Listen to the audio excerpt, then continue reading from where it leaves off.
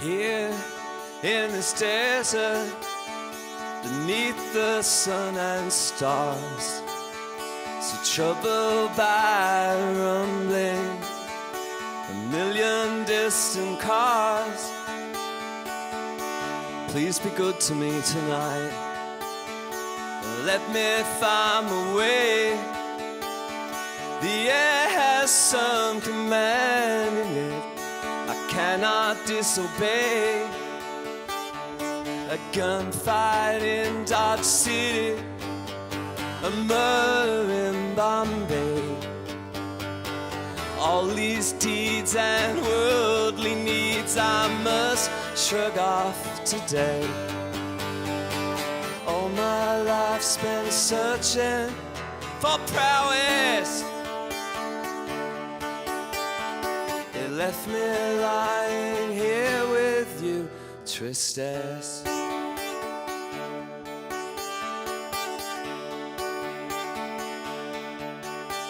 I was working in an orchard that grew the strangest fruit. It wasn't Mother Nature that made those trees take root. Your children cannot hear you, they only want your loot. You hold on to their essence like a parachute. They never believed you were in distress. Now you've gone and left them with tristesse.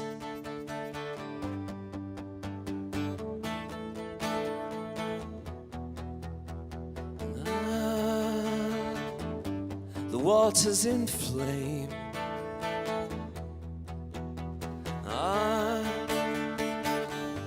The fire burning out.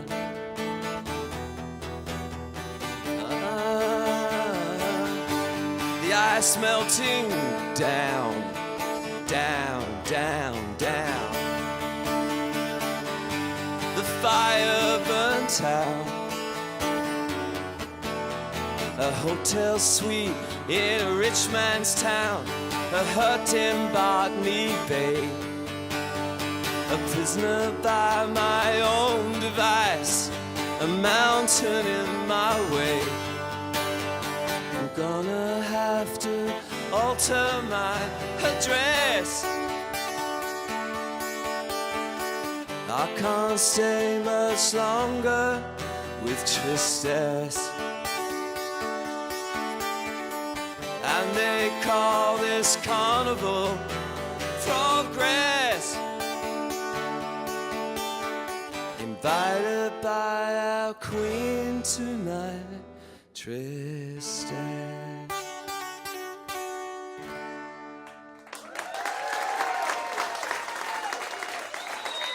Thank you very much, thank you. Please welcome your hosts, Jacinta Parsons and Sunny Looney. Steve Kilbey, everybody.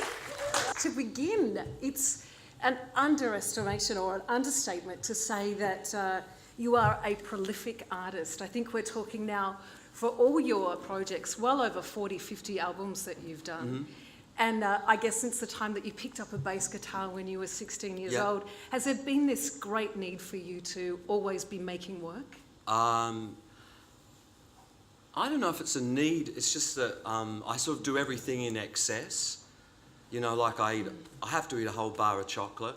When I became a drug addict, I was the worst drug addict there was. Isn't that a good drug addict though?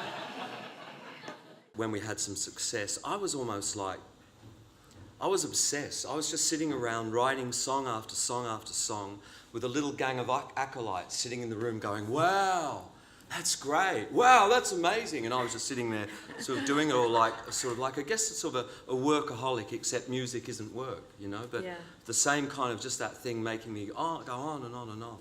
It's not sort of a need, it's more of a drive. Steve, let's go right back to your Canberra days when I think you were 17. You promised you weren't going to mention Canberra. I was going to. We spoke about Canberra. No, I'm before always this. from Sydney. I've never been in Canberra. A lot of salacious kind of stuff coming from Canberra back in the late 70s. Yeah. Now, your first band was actually a cabaret band. It was, is that right? yeah. Well, I jammed in the garage with bands, but nothing had a name. And then when I was 17, I saw an ad in the paper, and I joined a... They weren't called cabaret bands, they were called 50-50 bands. They played 50% of what was ever on the top 40, and they played 50% of old stuff. Right. So, and this band I joined had a repertoire of 1,000 songs. And you're playing at farmers' weddings and just all over the place. Yeah. Bowling clubs and schools, and so we had this kind of instant repertoire that we could sort of just pull out. That would have been a good musical apprentice for learning. Do you know jobs. what? I was earning more money than my dad. My dad was earning $100 a week, and I was making $250 a week, and it really incensed my parents because I was lying in bed all day as well. And Sounds perfect. If we go back to another early band, probably your second or third, it included Peter Coppers. And I suppose we've talked to many musicians, and what comes up a lot is that those early collaborations with the young artists seem to be ones that kind of stand the test of time in some way. Do you agree with that? Do you think that the artist, when he's young, has more of an open mind about such things? yeah, absolutely. Yeah, I think the older you get better at what you're doing, but you definitely lose that openness. That it's a sort of a sacrifice to really hone your art and sort of get very good at it. You've got to stop. You just haven't got the time. So when people come up to me and say, "Have you heard the Screaming Lawnmowers? They're the latest band." I haven't, because I'm concentrating on what I'm doing. But if you'd asked me that question in 1981, definitely I either had heard of them, or as soon as you went, I was going down to a record shop to find all out about them. But no, you do lose that openness. You've just released a book called Uncollected, which is a collection of all your poetry.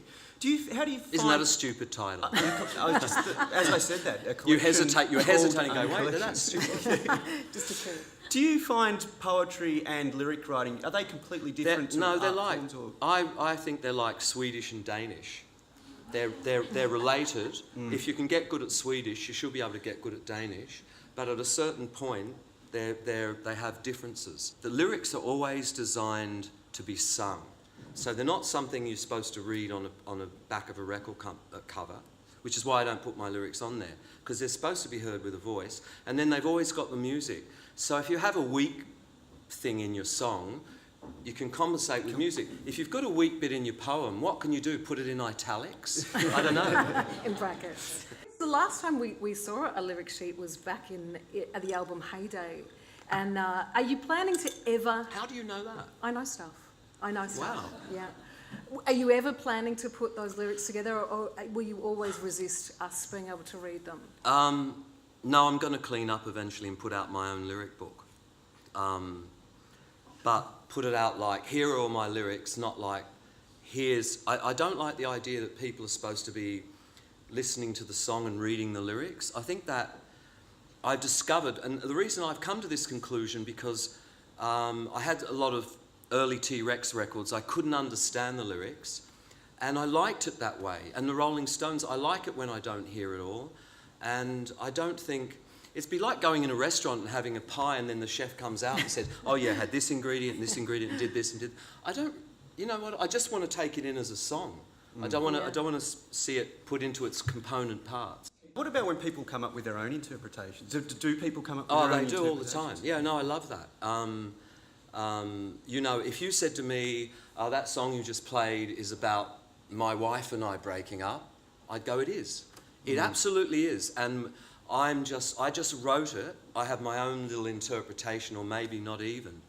And that's what they're there for, people to take them on, take them in, and sort of have an adventure in their own head with that song, and be the leading man if they want to, or whatever, do whatever they want with it. It's never like, this song's about Maggie Thatcher.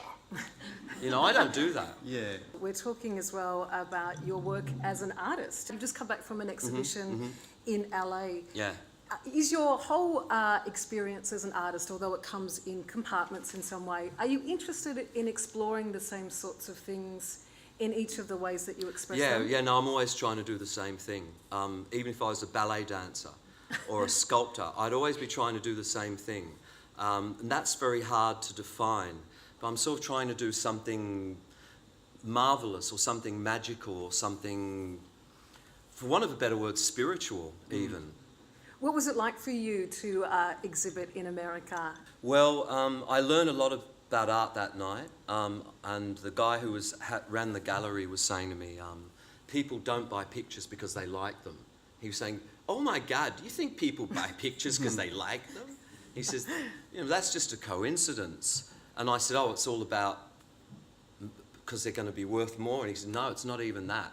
He said, it's some intangible thing of being sort of hot or collectible, and whatever that is, it's very hard to define. Otherwise, everyone would be a millionaire by doing it. Was that disappointing to have it such a commercial kind of aspect? No, because I sort of understood that. And that happens in rock and roll. I mean, there's one guy playing in a bar, playing a guitar and singing a song, and there's 5 people there, and there's another guy doing it at the Megadome. And to someone from another culture or time, you'd be very hard-pressed to say why this guy's got 6 people and he's got 6 million. And it's the same with painting, There's no real rhyme or reason. My paintings that I really worked hard on were in a window. It's in this part of LA where the art district. And there's my painting in the window for $1,500 that I've worked on for a month. And down the road, a guy's got a sort of an empty fishbowl and leaned a croquet stick against it. And you know what I mean? And chucked a bit of sand, and that's going for 15 grand. Yeah. But his will probably sell and mine won't. But why? It's just this indefinable thing. No one will ever be able to predict what it is. It's this fickle, ephemeral thing. I remember Hunters and Collectors, the first gig they ever did in Sydney was sold out. No one had even heard of them, yet they turned up on that first night, and the place was packed out with people going berserk. And yet, for the church, we slogged at it for a year before we had that. But trying to manipulate any of those things doesn't work. One person can use this quirky thing, because I'm sure if I had a fishbowl and a croquet stick and some sand, I couldn't get 15 grand for it. Yeah. But that geezer's figured out a way to do it. Well, it's sometimes out of your control, I guess. It's just other. It's right out of your control.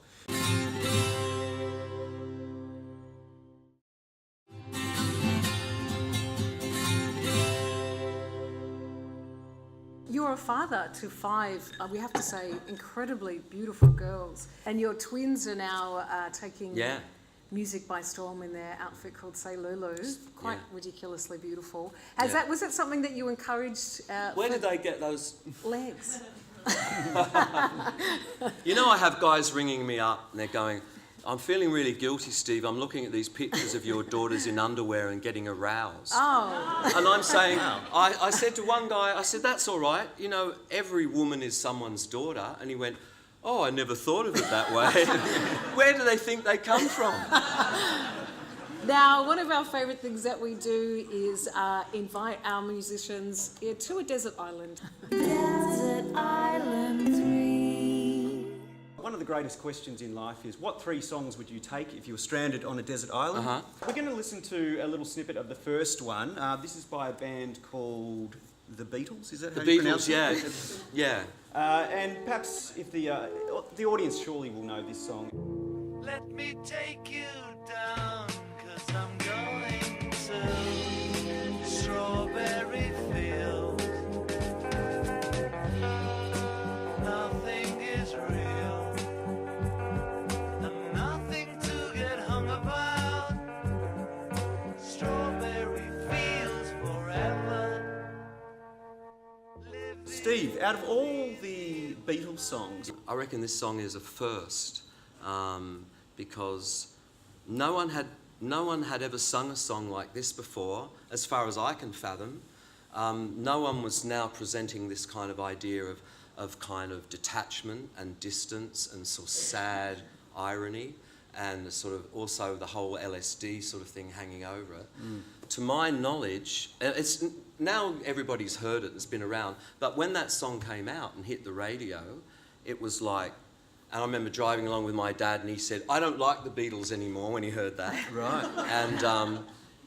But to me it was like, just a whole new thing was starting up, and the arrangement and the chord progression and the sound of his voice. Like, gone is the sort of, I love you. It's gone to this, he's just like, he's a voice miles and miles away, sadly, kind of, sort of singing, sort of with this distance. And the lyrics are kind of really, I don't know what the emotion they're expressing is not an emotion that was ever expressed before, to my knowledge, in rock and roll. Like a song like Strawberry Fields, as far as I'm concerned, is a piece of high art. It's no longer just a pop song. It's sort of, the arrangements and the playing and the whole concept of it is like a brilliant piece of art that will stand the test of time.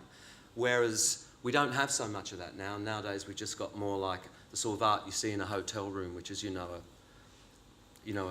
flower and the sea and a yacht or something. Well, the next track is actually very apt to what you're talking about as well. It's by David Bowie. Perhaps the audience, if you want to do some air guitar in this one.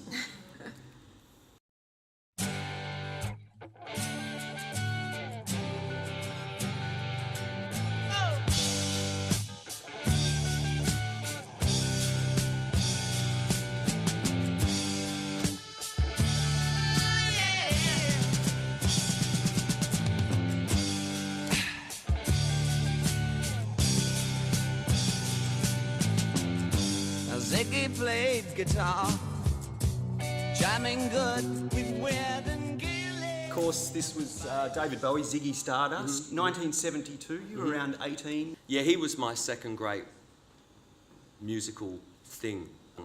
It was just so impossibly exciting, and he was like, all the bisexuality and all that stuff. I actually dyed my hair bright red. And my father came home and saw it, and he was so angry he didn't say anything. We've got a photo of that right now. No, sorry. No. The Ziggy Stardust thing too, the alter ego. Was that ever anything like the character outside of yourself? Did that inspire you in that way at all? Yeah, I guess so. I took this album and I sort of was listening to it non-stop, and I still listen to it a lot. But when I first got it, so I was analysing it in every possible, from every angle. I was listening to Ziggy Stardust, and my computer-like brain, when it comes to music, was going sort of dissecting every trick and the double, whatever they were doing, and the sound they had, and the packaging, and the kind of the alter ego, and everything about it. I was sort of like processing it all the time in an attempt because I want to do this. This is what I want to do now. Like just everybody who heard it thought that. The next song you have chosen, the last song, is a bit of a change of pace. Yeah. It's Song to the Siren, originally recorded by Tim Buckley in 1970, but famously covered by This Mortal Coil, which we'll hear now. On the floating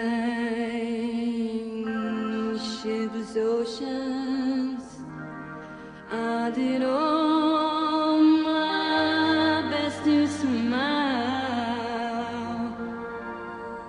till your singing eyes and fingers drew me up into your eyes. Beautiful cover, actually. Yeah. It's a rare case I don't like the original nearly as much as that. Yeah. The original's kind of ordinary compared to that. Mortal Coil members described the song as the closest thing to flying without taking acid or getting on a plane. Do you see the song in a similar way?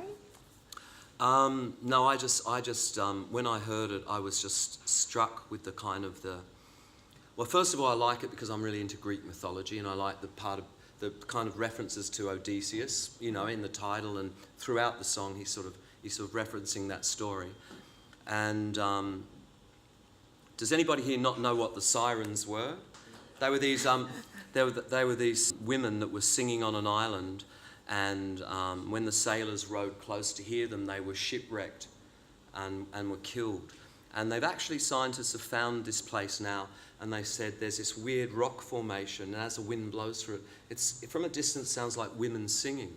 And so these sailors have been at sea for a long time. The women are over there, and they go over there to hear the singing, and they'd be shipwrecked.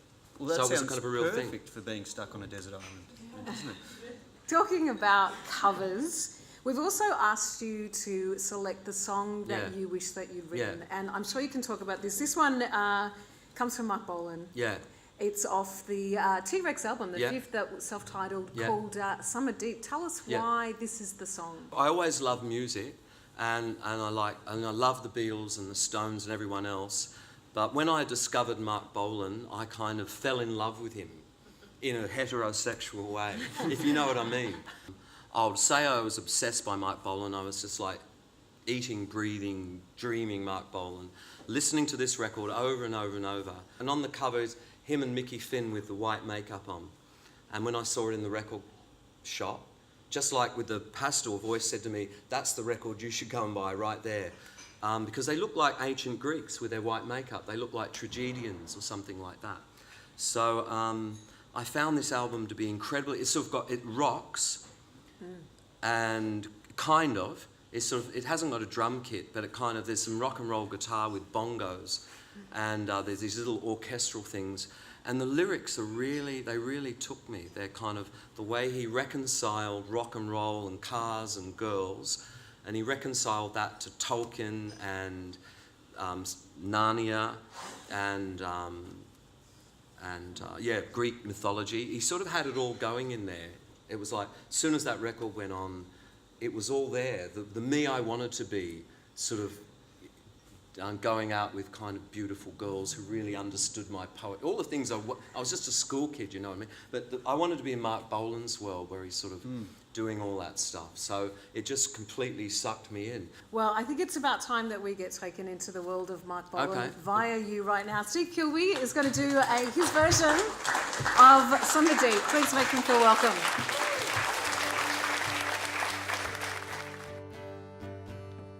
Summer deep is in the hills again. His lady is a lioness, wings of birds blow through the fields again. Invaders from the true wolves. A coat of grapes is on my back again. I ride upon my zebra, pterodactyl beak hat on my brow. The truth is like a stranger.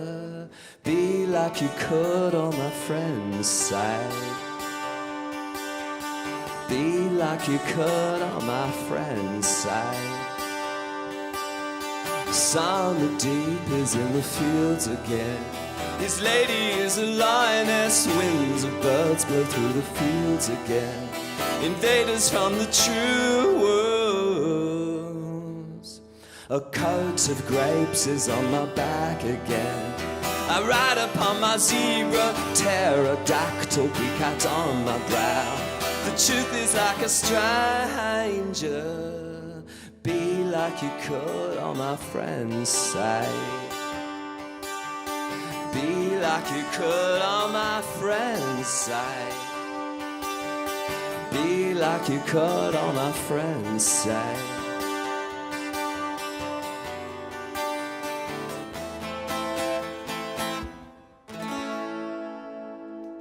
Thank you.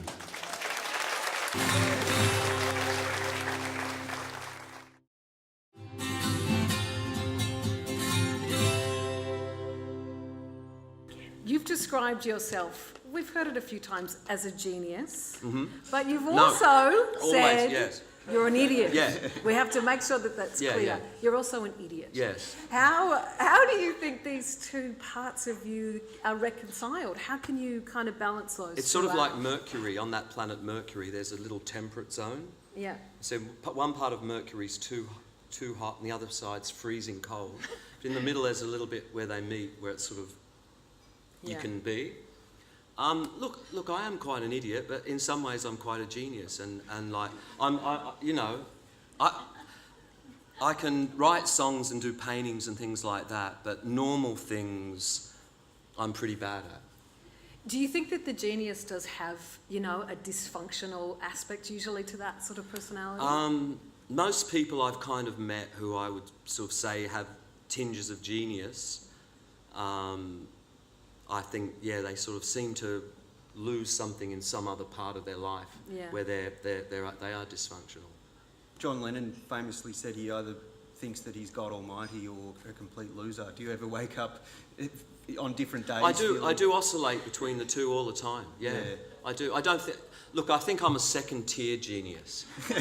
I don't think I'm a Leonardo da Vinci genius, but I think that might come posthumously. It might come after you die. I just don't think I'm that good. But I think compared to the normal idiot on, you know, walking around, I can do some sort of things they can't do.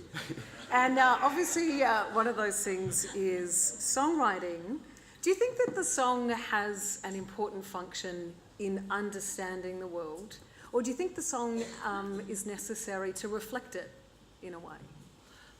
My songs are an escape from the world. So my songs are neither of those things. My songs are like, don't like this world? Like me with Mark Bolan. I don't like where I am right now, 16 at school with pimples and no girls liking me.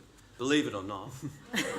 And so I listen to Mark Bolan to not reflect this world or comment on it. I want to be in his world where it's, you know, he's in a glade in Greece on a moonlit night dancing with a beautiful dryad and, you know, smoking weed or something. So my songs are escapist, definitely. Are you, do you see yourself as a conduit for something else? Yes. Or a craftsperson? Well, I've become a craftsperson because I've been doing it so long. So that's only natural. I didn't start off being a craftsperson. I started off being all intuition and no real ability. For example, when Martin Kennedy, who's a Melbourne guy, we made an album called You Are Everything. And he came up and he had all these pieces of music. And when he would play me each piece, so I wrote 11 songs in 2 days. He'd play me each piece and I'd be listening to it. And without thinking about it, the words are just coming off this reel in my head. They're just like, and I can't even write them down as fast as they're coming. I'm just writing it. And he's just watching me and I'm just writing it all out. And when it's all over, it's sort of like they're coming from somewhere else. Is that spontaneous nature hard to take? Writing something in such a quick go, you might be on some sort of plane when you're writing that. Is that hard to take to a band, say taking a song to the church? Well, when I write lyrics, sorry to sound arrogant, when I write lyrics, there's nobody in the world that I go to and say, what do you think of that? It's like, there's my fucking lyrics. So the church have never gone, oh, what's this about? They never do that. Yeah. So, which is good and bad, because when I do occasionally write something really brilliant, I go, what do you think of that? Oh yeah, it's all right. You know. Well, you've had, obviously, many collaborators throughout your career. You've just mentioned Martin Kennedy. There's been many more, Greg Dooley. What do you think makes a good collaborator for you? There he is. There he is. That's the one. Is he the one? Is he the pick of the bunch? He's an amazing collaborator. He has no opinion on what I do. And he has no opinion on my behaviour. I turn up and I smoke pot and I eat chocolate and I wander off and then I waste time and I just do all kinds of things and Martin just sort of, when you're ready, Steve. And then he just has all this amazing music and it's the kind of music, it's the sort of thing I would like to write but I don't get around to doing it anymore. He sort of writes these perfect things and every time he plays me something, it's perfect for me to sing on. So but we didn't collaborate on lyrics, and the only person I ever collaborated on lyrics with was Grant McLennan. If Grant would come back, he's the guy I'd like to collaborate with because we just knew exactly what the other one was sort of doing, and we could take criticism from each other. And we could work on the lyrics together. But there's nobody else in the world I would ever sit down and go, hey, let's work on some lyrics. I just couldn't. I just wouldn't do that. We're talking about Jack Frost, Yeah. Your collaboration with Grant McLennan. How did that evolve? Well, Grant saw me at a party and he said, I have a special project for you. And then we met up and he said, I want to form a band called the Drug Lords. And it'll be you and me and Paul Kelly and Neil Finn. And one day we met Paul Kelly and discussed it with him and he was really he was like, I don't think this, I don't know. This was like 1990. And Paul Kelly was like, Grant was saying, we're just making stuff up in the studio. Steve's really good at it. We don't have any songs, we just make it up. And Paul Kelly was sitting there going, no songs? And he'd go, no, we just make it up. And he was like, I don't know. And then we never heard back from him. And then Neil Finn, I don't think we bothered asking him. So the drug lords ended up being just me and Grant. Talking, I guess, about the drug lords as well, you are a really very healthy man. You're a vegan. You exercise a lot. But obviously we know that there has been substance use throughout your life. Was it about creativity? He's going to cry. Was it about creativity, and was it an important part of opening up, as you say, to be a conduit to this stuff? You know, I oscillate between hedonism and creativity all the time. I'm sort of thinking, and all my life I've started indulging in drugs going, and when I go, fuck, and what are you doing this again for? This voice going, creativity. But really, I have to say the only drug that ever gives me creativity is marijuana, which is why I'm still smoking it 40 years later. It always does its trick, and always helps me write songs or paint. The only thing it's not good for is acting. It's not good for don't smoke pot before you're an actor. And you're Why? Because you forget your lines. Oh, yeah. And you're just blanking right out. You know, in the middle of, like, I was in The Merchant of Venice, and that wasn't cool. And you know, the guy said to me, I told you not to smoke dope before you did this fucking play. Right. You, as we mentioned at the top, have an incredible, so many songs that you have written. And we've asked probably, for you, a very difficult question, to choose one as being your favourite song that you've ever written. Off the album Painkiller, the track Wolf. I learnt my lesson from Mark Bolan. A short song is a good song.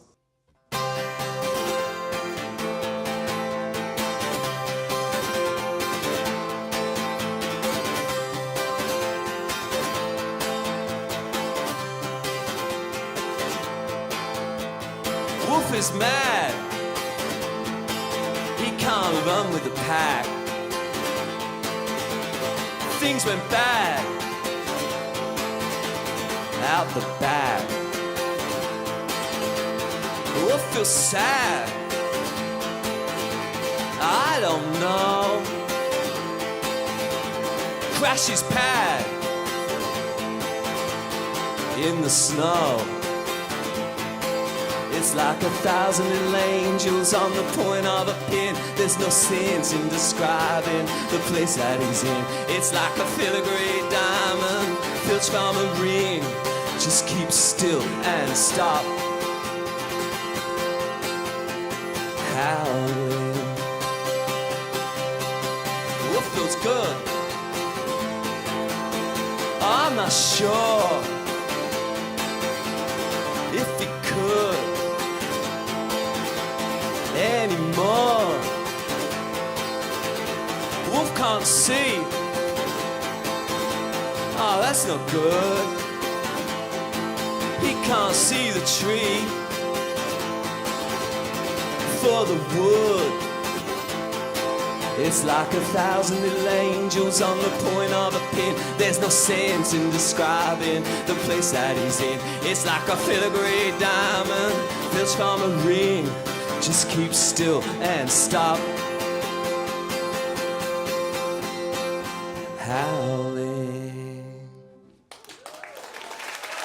Thank you.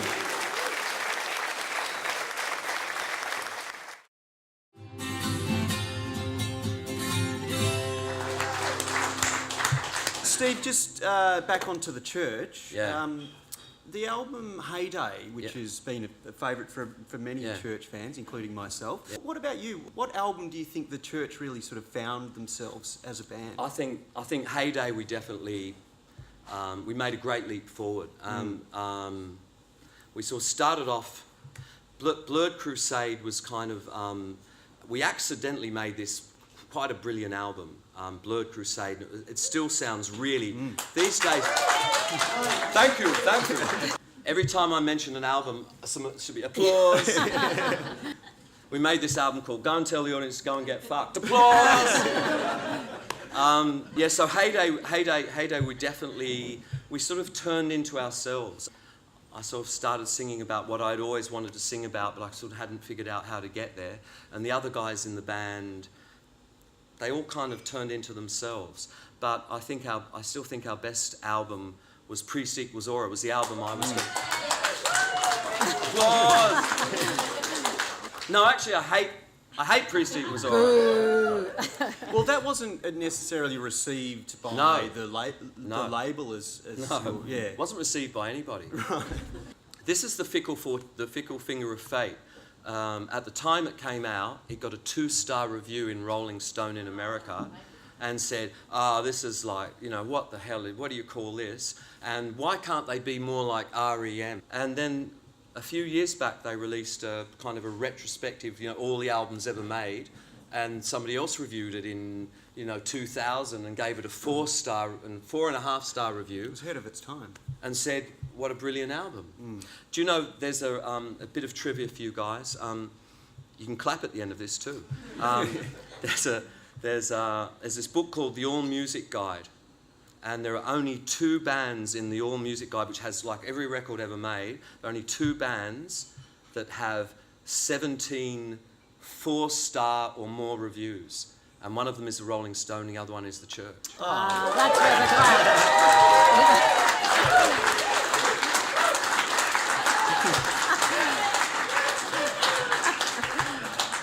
Well, no surprise then that you have described the Church as the best band in the universe.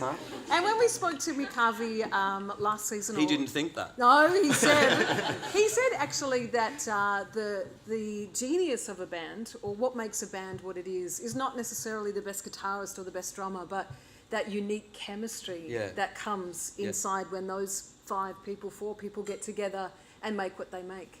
I've seen time after time, you have a band that has that chemistry. And like when the Church first went to America, one day my manager got me on his own and he said, we should fire those fucking guitarists. They're always fucking arguing, and I'll get you 2 of the best session players in America. And I was saying, don't you understand? Do you really think that they could do what they do? And we get the best guys, It's like, it's a chemistry. That's completely what it's about, and that's why sometimes people coming and going from bands really fucks it up, and sometimes it helps, sometimes there's some bad. When we first started, we had a drummer. He's not there. We had this drummer. He was bad chemistry, and when he went, it was like suddenly we were running without this iron ball around our foot.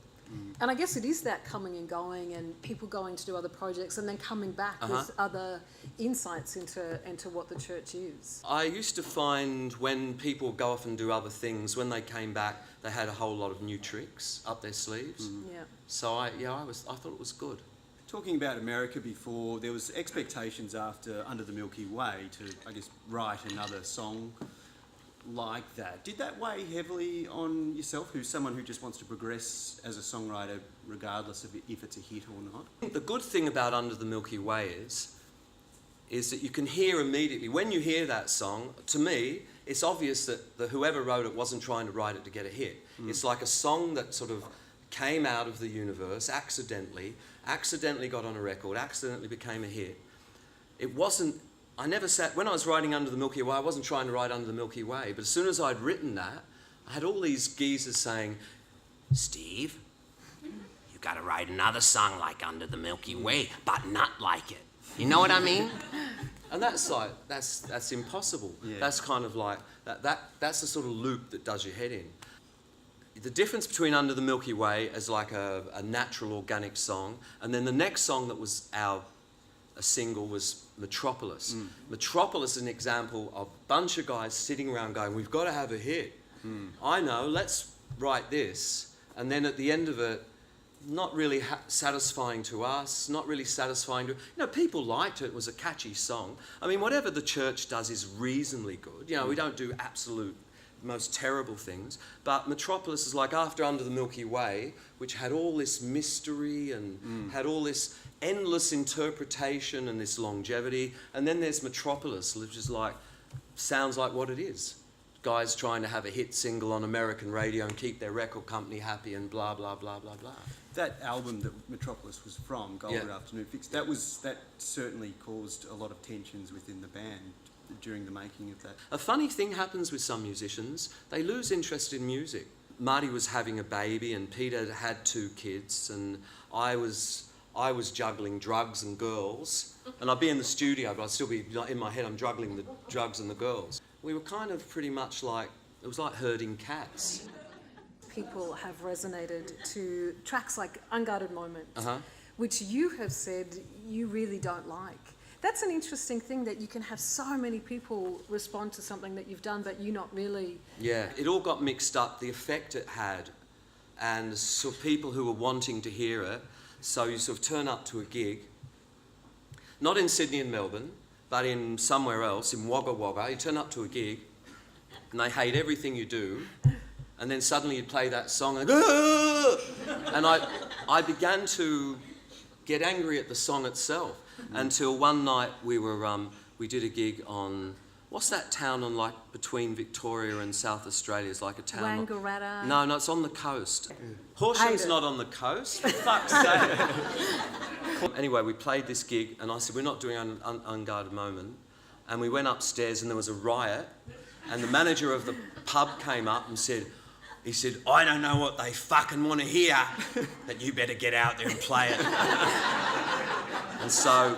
You did? So we did. They were like howling for our blood. Wow. Because they paid their $5 and we played all this other boring stuff which sounds just like, in those days, all our songs sounded like Unguarded Moment. Anyway, they were all like dung, dung, dung, dung, dung, and it was all the same thing, but they wanted that one and they didn't like any of the rest.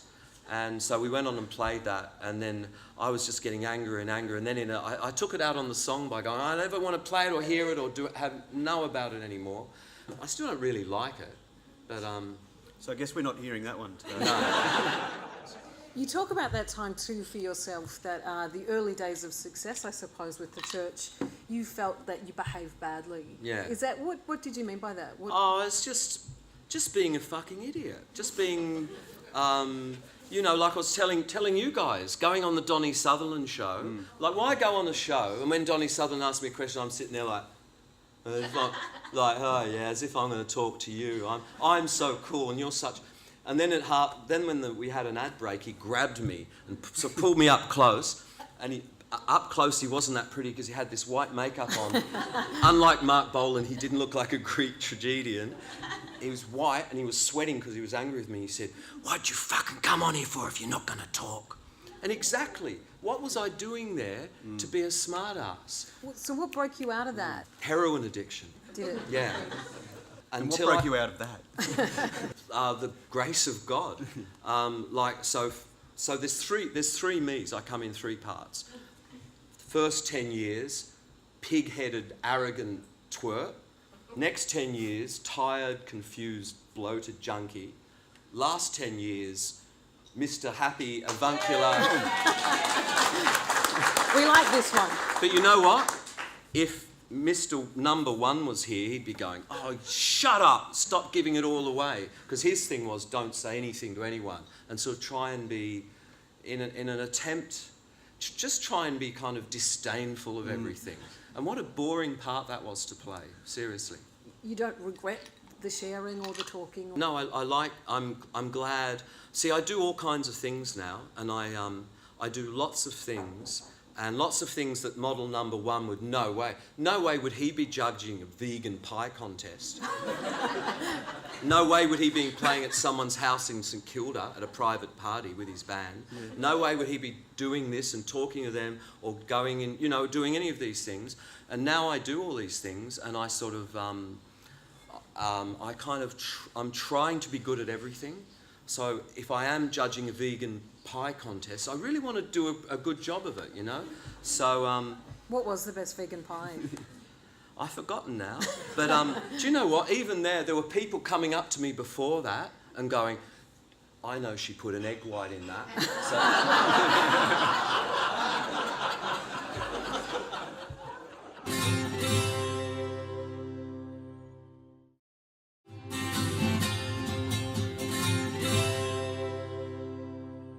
about the current state of music? You know that you've said recent stuff about record company treatment of the church. Not about that, but I guess more so about whether that's always been the state of play, or what do you think about? I think the music business is set up. It's the only business I can think of where the people at the very heart of it are the worst paid people in the whole thing. It's like the architects getting less than the guy who's sweeping up the concrete at the end of the day. And that is because musicians are like the idiot savant. They're, great at writing songs and all this, but when it comes to money and investing and paying taxes and all that, they're usually hopeless. They don't know, they're just like living from day to day, and they're thinking someone's going to look after them. And I found no one ever looks after you. And it's sort of set up the way the money's collected. This record company releases your record, and then it's up to them to tell you how many records they sold.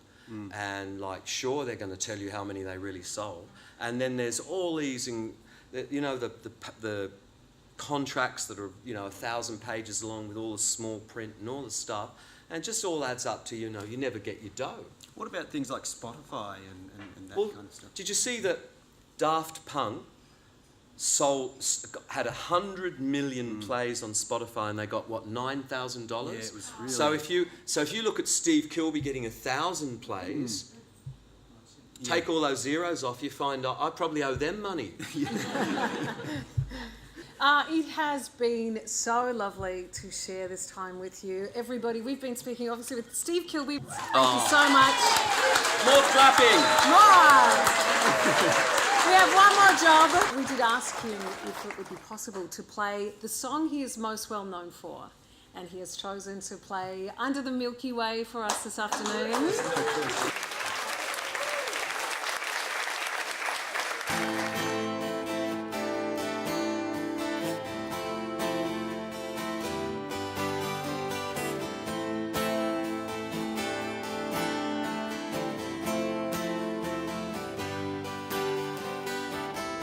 Sometimes when this place gets kind of empty, sound of their breath fades with the light. I think about the loveless fascination under the Milky Way tonight. Lower the curtain down in Memphis. Lower the curtain down, alright. I got no time for private consultation under the Milky Way tonight. Wish I knew what you were looking for. Might have known what you would find. And it's something quite peculiar, something that's shivering and wild. Lead you here despite your destination under the Milky Way tonight. Wish I knew what you were looking for. Might have known what you would find. Wish I knew what you were looking for. Might have known what you would find.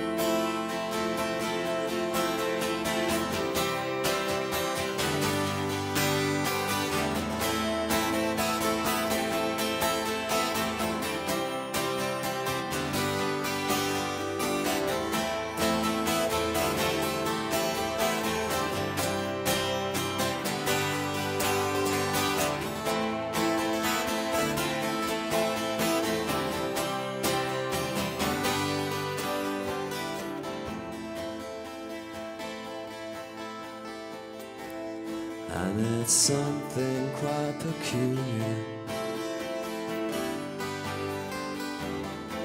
Something that's shimmering and white.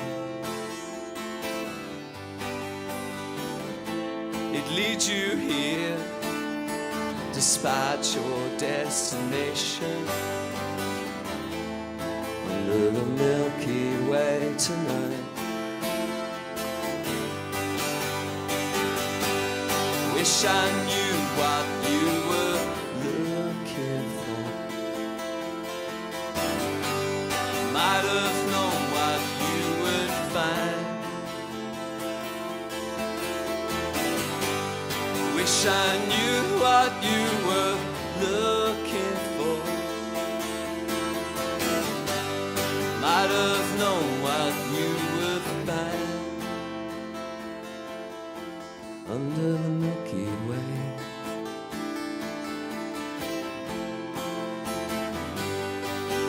Under the Milky Way.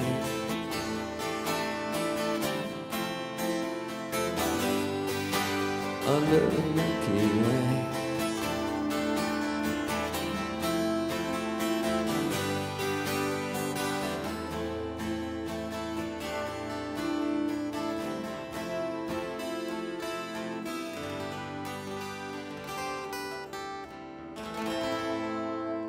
Thank you.